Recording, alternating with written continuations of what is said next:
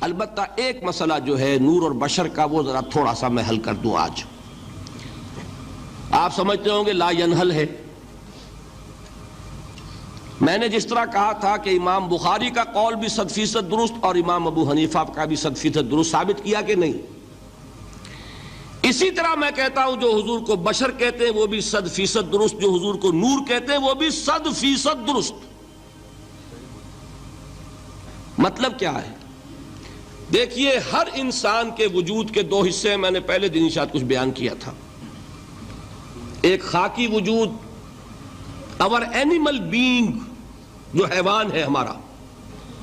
ایک وہ روح ربانی جو اس میں پھونکی گئی. آدم میں جب وہ روح پھونکی گئی تب وہ مسجود ملائک بنے. فَإِذَا سَوَّيْتُهُ وَنَفَخْتُ فِيهِ مِن رُوحِي فَقَعُوا لَهُ سَاجِدِينَ. دو جگہ آئے تھے قرآن مجید میں ایک شوشے کے فرق کے بغیر، سورہ حجر اور سورہ صاد. جب میں اس کو پوری طرح تیار کر لوں اور اس میں اپنی روح میں سے پھونک دوں تو گر پڑنا اس کے سامنے سجدے میں. ہمارا جو خاکی وجود ہے وہ ظلمانی ہے، اور جو ہمارا روحانی وجود ہے وہ نورانی ہے. اس کی نسبت کس سے ہے؟ اللہ سے. بات سمجھ میں آئی؟ لیکن ہم نے اپنے اس نورانی وجود کو اپنے خاکی ظلمانی وجود میں دفن کیا ہوا ہے. اور محمد الرسول اللہ صلی اللہ علیہ وسلم کا وہ نورانی وجود آپ کے اس خاکی وجود پر اس درجے غالب تھا کہ وہ خاکی وجود معدوم کے درجے میں ہے، لیکن وہ حضور صلی اللہ علیہ وسلم پر اثر انداز نہیں ہو سکتا. وہی خاکی وجود ہے جسے ہم نفس کہتے ہیں. نفس غلبہ کر سکتا ہے محمد پر صلی اللہ علیہ وسلم. حضور کی شخصیت کی نورانیت نے آپ کی شخصیت کے خاکی وجود کا احاطہ کیا ہوا ہے. ہماری شخصیت کی ظلمانیت نے ہماری اس نورانیت کو گل کیا ہوا ہے، دفن کیا ہوا ہے، چھپایا ہوا ہے. بس یہ فرق ہے. انہیں آپ کہہ لیں نور، صحیح ہے، ان کی نورانیت غالب ہے. یہی بات ہے جو حضور نے اس طرح سمجھائی. دیکھو ہر انسان کے ساتھ ایک شیطان ہوتا ہے. اب کسی صحابی نے بڑی جرت سے کام لیا، پوچھ لیا حضور کہ آپ کے ساتھ بھی ہے؟ ہر انسان کے ساتھ جو کہا نا، تو انسان تو ہے آپ بھی، کیونکہ آپ کے ساتھ بھی ہے. آپ نے فرمایا ہے، لیکن میں نے اسے مسلمان کر رکھا. بات ختم ہو گئی. نفی نہیں ہے، وہ میرے تابع ہے، میرا مطیع ہے، مجھے گدن نہیں پہنچا سکتا. ہے تو صحیح، لیکن نہ ہونے کے درجے میں آ گیا کہ نہیں. یہ ہے فرق سارا. اور میں یہاں پہ کوٹ کرنا چاہتا ہوں ایک بہت بڑے بریلوی مکتب فکر کے عالم دین، صاحب زادہ، نام میرے ذہن سے ایک دم اتر گیا، فیض الحسن. اللہ تعالیٰ ان کی خطاؤں سے درگزر فرمائے، ان کی مغفرت فرمائے. آپ نے سنا ہوگا نا نام. انہوں نے ایک روز تقریر کی جو میں نے سنی، اور تقریر کہاں کی؟ ساہیوال میں. وہاں کا ایک بہت مشہور چوک ہے، مہاجرین، مسجد مہاجرین کہلاتی ہے، وہاں تقریر تھی ان کی، میں نے سنی. ان کے الفاظ یہ تھے کہ کیا آپ لوگ ہمیں جاہل سمجھتے ہیں؟ کیا ہمیں عربی نہیں آتی؟ کیا ہم نے قرآن نہیں پڑھا جس میں بار بار یہ لکھا ہوا ہے کہ حضور بشر ہیں؟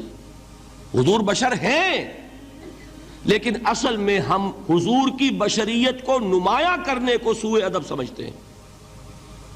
بات سمجھیے آپ نے، اس قدر پیاری بات ہے. انہوں نے کہا کہ آپ کے باپ کا نام کیا ہے؟ عبد الرحمن. آپ عبد الرحمن کہہ کے پکارتے ہیں انہیں؟ ابا جان. ابھی آپ نے وہ آیات سنی، حضرت ابراہیم نے اپنے مشرک باپ کو یا ابت، یا ابت، بڑا پیارا ترجمہ کیا. ابا جان، ابا جان، کیا نام لیں گے؟ آپ کے باپ کا نام ہے، نام نہیں لیتے آپ. کیوں؟ ادب کی وجہ سے. اسی وجہ سے ہم در حقیقت حضور کی بشریت کو نمایاں کرنے کو سوء ادب سمجھتے ہیں. ورنہ کوئی ہم جاہل ہیں، ہمیں عربی نہیں آتی، ہم نے قرآن نہیں پڑھا، ہم جانتے ہیں کہ وہ بشر ہے. بات سمجھ میں آئی؟ کتنی آسانی سے مسئلہ حل ہوتا ہے بشرطے کہ نیت حل کرنے کی ہو۔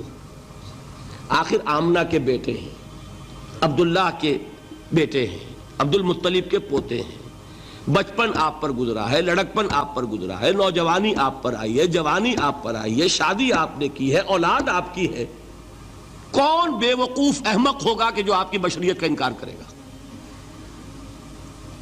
لیکن یہ کہ جس طریقے سے اس کو بیان کیا جاتا ہے وہ ایک مسئلہ بن گیا اختلافی، وہ رد و قضا اور کھینچ تان، اور اس میں بھی سمجھ لیجئے مثلکم پر جو ایمفیسس بعض حضرات دے دیتے ہیں اپنے توحیدی جو ان کے اندر ایک مزاج ہے، اللہ تعالیٰ ان کے مزاج کو اور پختہ کرے، لیکن اس میں بھی مبالغہ کیا جاتا ہے۔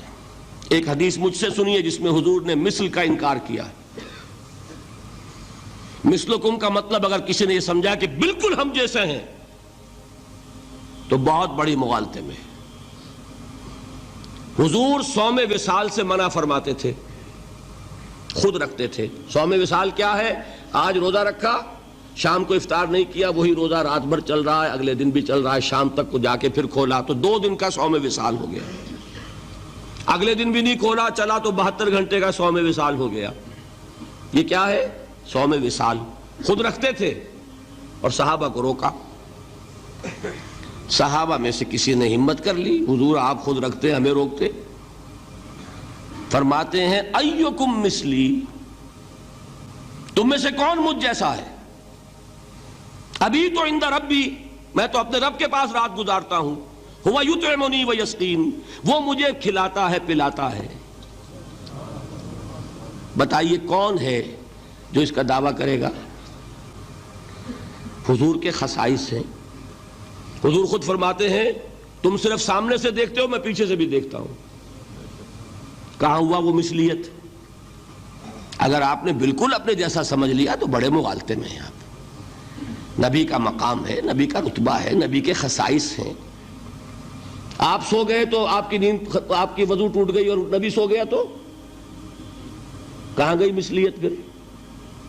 مثل اس معنی میں کہ بشر ہیں، نسل آدم سے ہیں، اس میں کوئی شک نہیں، اس معنی میں مثل ٹھیک ہے، قل انما انا بشر مثلکم، لیکن ہر اعتبار سے تو نہیں۔ سب سے بڑا فرق یہی ہے کہ وہی آ رہی ہے، معراج پہ تشریف لے گئے ہیں، اس دنیا میں بیٹھے ہوئے بھی جنت کا مشاہدہ فرما لیتے ہیں، کرا دیا جاتا ہے، دوزخ کا مشاہدہ کرایا جاتا ہے،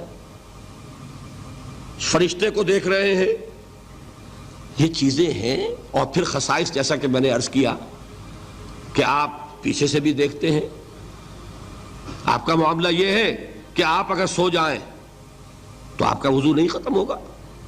یہ ساری چیزیں جو ہے ان سب کو بیلنس کیجئے تو معلوم ہوگا کہ آپ بشر بھی ہیں 100% درست، لیکن آپ کی وہ نورانیت، آپ سراج منیر، ہدایت کا روشن چراغ، آپ کی جو روح انور ہے وہ آپ کے اس جسدی وجود پر اس طریقے سے حاوی ہے کہ گویا کہ اس نے اس کی ظلمانیت کو ختم کر کے رکھ دیا ہے۔ اس معنی میں کوئی کہے نور مجسم تو مجھے کوئی اعتراض نہیں۔ یہ ہے ان چیزوں کو جمع کرنے کی شکل، خواہ مخواہ کی کھینچ تان کے سوا کچھ نہیں۔